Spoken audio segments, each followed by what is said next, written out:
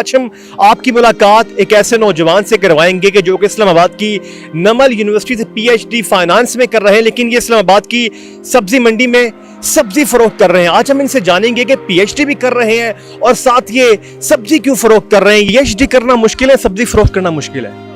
PhD करना मुश्किल है इस काम के साथ, क्योंकि थकावट इसमें इतनी होती है, रात को 2 बजे उठना पड़ता है।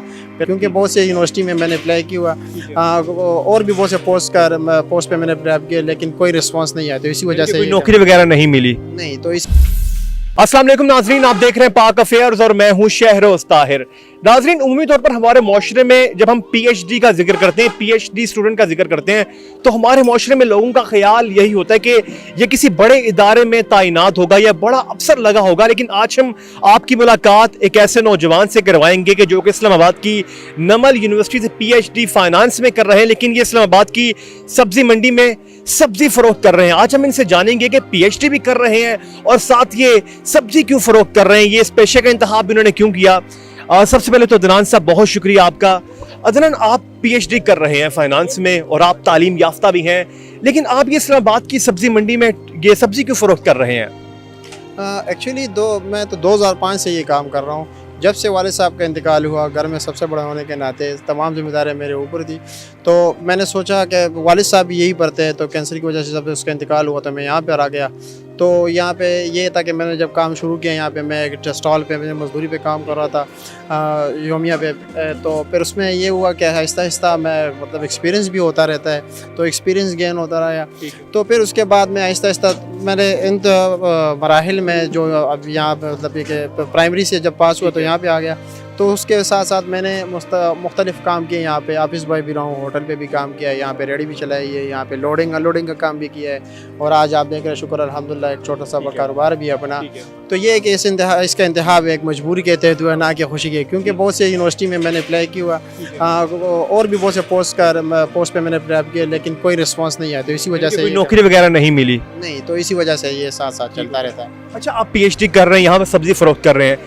पीएचडी करना मुश्किल है, सब्जी फरोख्त करना मुश्किल है। पीएचडी करना मुश्किल है इस काम के साथ, क्योंकि थकावट इसमें इतनी होती है, रात को 2 बजे उठना पड़ता है, फिर तकरीबन 11, साढ़े 11, 12 बजे तक हमारी छुट्टी हो जाती है। तो थकावट इतनी होती है कि जो हमारे रिसर्च करना होता है उनके लिए लाजमी बात है रात को उठना, फिर तो इसको मैनेज करना थोड़ा मुश्किल है इन काम के साथ। अच्छा, हमने देखा कि आपने एमकॉम भी किया वफाकी उर्दू यूनिवर्सिटी से और आप डॉक्टर बनना चाहते थे, तो डॉक्टर बनने का शौक बचपन से ही था आपको? ये तो आप अगर किसी मतलब ये कि किसी भी प्राइमरी स्कूल या आप सेकेंडरी स्कूल में जाएं, आप किसी क्लास में पूछ ले आप क्या बनना चाहते हो, तो आपको 2 इंतखाब देंगे, आप वो 2 इंतखाब करेंगे, या कहेंगे डॉक्टर या कहेंगे इंजीनियर। ठीक है, तो शौक ही था डॉक्टर बनना, लेकिन फिर सीखी प्री मेडिकल, लेकिन फिर जब पता चला कि इनके खर्चात में बर्दाश्त नहीं कर सकता, तो फिर मैंने अपना प्रोफेशन जो है ना, जो मेरा शौक तो फिर डॉक्टर बनना ही था, तो लेकिन फिर मैं बर्दाश्त नहीं कर सकता, फिर मैंने बीकॉम किया, फिर उसके बाद एमकॉम किया फाइनेंस में, फिर एमएस रिफा इंटरनेशनल यूनिवर्सिटी से किया। अच्छा, आपने रिफा से इंटरनेशनल से, तो वहाँ से मैंने फिर एमएस किया अकाउंटिंग एंड फाइनेंस में, तो फिर उसके बाद यहाँ पे नमल से, तो फिर शुक्र है इंशाल्लाह एक दिन डॉक्टर का टाइटल मिल जाएगा अगर अल्लाह ने चाहा इंशाल्लाह। अच्छा, मुश्किलात क्या क्या हैं तालीमी सफ़र तय करने में? क्योंकि हम देखते हैं आपने कहा 2005 से आप कर रहे हैं, 17 साल तो इसको हो चुके हैं, तो क्या क्या मुश्किलात हैं तालीमी सफ़र में आपको? बहुत से मुश्किल आता है, बहुत से मुश्किल आता है, और आपको पता है ज़िंदगी तो है ही नशीब व फराज का, तो बहुत से मुश्किल आता है। यहाँ पे बहुत से काम करने पड़े, 2-2, 3-3 काम साथ साथ एक दिन में, तो मुश्किलात तो बहुत आते रहते हैं। अब ये है कि बंदा भूल ही जाता है, फिर वो एक टाइम आ जाता है, लेकिन मुश्किलात बहुत है। आप खुद सोच ले कि एक बंदा तकरीबन उसी टाइम से मैं रात को 2 बजे उठना, फिर 11-12 बजे काम करना, क्योंकि मंडी का रूटीन यही है। मुश्किलात बहुत आए हुए हैं, फीसिस का भी बड़ा मसला रहा है, लेकिन ये कि अल्लाह ताला का करम है, हो गए वो गुजर गए, वो लम्हे गुजर गए, तो अब इंशाल्लाह। अच्छा, ये बताएं आप कितने बहन भाई हैं? बाकी आपके जो बहन भाई क्या वो भी पढ़ रहे हैं, तालीम हासिल कर रहे हैं? जी शुक्र अल्हम्दुलिल्लाह ताला के करम से हम 4 भाई और 3 बहनें, और मुझसे जो छोटा भाई है वो भी शुक्र अल्हम्दुलिल्लाह अब्दुल रिहान यूनिवर्सिटी से एमफिल कर रहे हैं, और उससे छोटा भाई जो है मेरे साथ यहाँ पे काम भी कर रहा है, तो वो भी नमल से बीएस अकाउंटिंग फाइनेंस कर रहा है। और जो मेरी बहन है, एक ने बीएससी इकोनॉमिक्स की है, एक ने बीएससी बायोलॉजी की है, और जो उससे छोटी बहन है वो एफएससी कर रही है, और उससे छोटा भाई जो हमारा होता है वो मैट्रिक कर रहा है। मैट्रिक कर रहा है। अच्छा, जब आप कहूँगे आप मुख्तलिफ मराहिल से गुजर कर आए हैं, मुख्तलिफ यूनिवर्सिटीज़ में आप पढ़े हैं, तो वहाँ पर जब आप अपने दोस्तों वगैरह को बताते थे कि पूछते तो होंगे कि आप क्या करते हैं इसके तालीम के अलावा, तो आप जब बताते थे मैं सब्ज़ी फ़रोख्त करता हूँ इस्लामाबाद की सब्ज़ी मंडी में, तो उनका क्या रिएक्शन होता था? यार जो क्लोज फ्रेंड है उनको बताता था, वैसे मैं नॉर्मली जो है ना और किसी को नहीं बताता था, क्योंकि जब आप किसी को बताते अपना लोग आजकल स्टेटस को देखते हैं, फिर आपके साथ ना उठते ना बैठते। लेकिन जो क्लोज फ्रेंड थे, अभी तो सबको पता चल गया, लेकिन ये थे जो क्लोज फ्रेंड थे उनको बताया हुआ था। हर किसी को मैंने नहीं बताया, ना हर टीचर को पता था, लेकिन जिस टीचर को पता था, लेकिन वो शुक्र अल्हम्दुलिल्लाह खुश भी होते थे और इनकरेज भी करते थे कि माशाल्लाह आप तो बहुत मेहनत कर रहे हैं। मेहनत आप कर रहे हैं माशाल्लाह, हम देख भी रहे हैं, हमारे जो नाज़रीन देख रहे हैं, एक मोटिवेशन स्टोरी है आपकी। आप एक ज़िंदा मिसाल हैं उन तुलबा के लिए, और मेहनत से इंसान कामयाबी को ज़रूर पाता है, और मेहनत में कोई शर्म नहीं करनी चाहिए, क्योंकि आप यहाँ पे हलाल रिस्क भी कमा रहे हैं।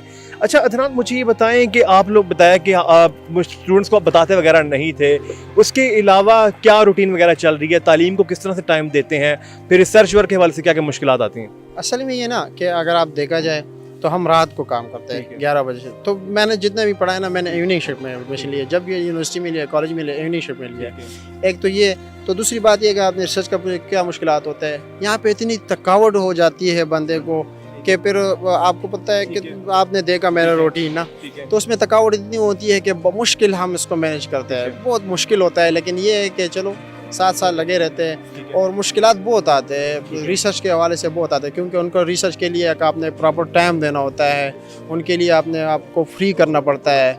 और जिस बाकी दोस्तों को देख के उनके आर्टिकल्स पब्लिकेशन, तो अपना भी एक ख्वाहिश होता है कि अपना भी आर्टिकल हो, काम करे रिसर्च पे। लेकिन ये है कि वो इन्वायरमेंट नहीं है हमारे पास यहाँ पे। अगर देखा जाए तो लोग उतने पढ़े लिखे नहीं है, और ना उनको रिसर्च के बारे में पता है कि रिसर्च क्या चीज़ है। लेकिन ये है कि एक प्रॉपर एनवायरनमेंट और बंदे के लिए बहुत आसानी होती है, तो यहाँ पे वो एनवायरनमेंट नहीं है। अच्छा, मैं आपसे ज़्यादा वक्त नहीं लूँगा, मैं आखिरी सवाल की तरफ जाऊँगा, क्योंकि आप पीएचडी कर रहे हैं फाइनेंस में, आपने बहुत जगह जॉब्स पे अप्लाई किया, लेकिन आपके लिए मुश्किलात है, आपको जॉब नहीं मिल पाई।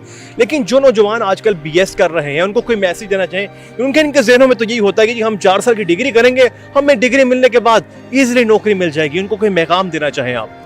असल में ये ना कि अगर देखा जाए तो वो बड़े सूटेड वूटेड रहते हैं, यूनिवर्सिटी भी जब जाते हैं वो यही सोचते हैं कि हम जैसे डिग्री कंप्लीट करेंगे हमारी जो है ना एक अच्छी सी पोजीशन मिल जाएगी, अच्छी सी नौकरी मिल जाएगी, एक अच्छा सा पोस्ट होगा, हम उस पर काम करेंगे।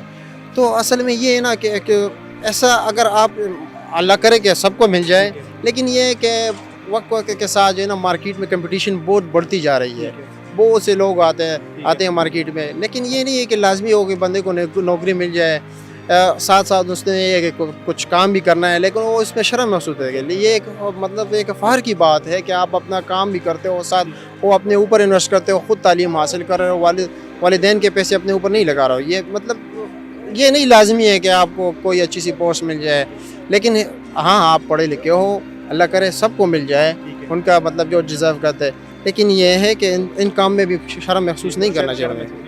आखिर कोई मैसेज दे दें, आखिरी मैसेज हुकूमत पाकिस्तान से कोई मुतालबा करना चाहें आप? यही मुतालबा है कि हमें मतलब ये कि कोई ऐसा पोस्ट मिल जाए जहाँ पे मैं कंफर्टेबल हूँ और मैं अपने रिसर्च जो है ना अच्छी तरह कर सकूँ। ये रिसर्च जो जर्नी है हमारी पीएचडी, ये मैं अच्छी तरह कंप्लीट कर सकूँ, मतलब टाइम में विद इन टाइम में कंप्लीट कर सकूँ। ये कि हमारे लिए मुश्किलात ना आए, एक एनवायरनमेंट मुझे ऐसा मिले कि उसमें मैं आसानी से इस जर्नी को पूरा कर सकूँ। बहुत शुक्रिया आपका।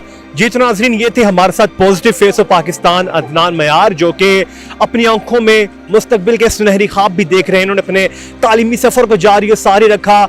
आज ये पीएचडी फाइनेंस में कर रहे हैं, लेकिन साथ अपना रिस्क हलाल भी कमा रहे हैं और मेहनत में कोई शर्म नहीं कर रहे। इसी के साथ ही अपने मेज़बान शहरोज़ ताहिर को इस्लामाबाद की सब्जी मंडी से दीजिए इजाज़त। अपना बहुत सारा ख्याल रखिए। अल्लाह हाफिज़।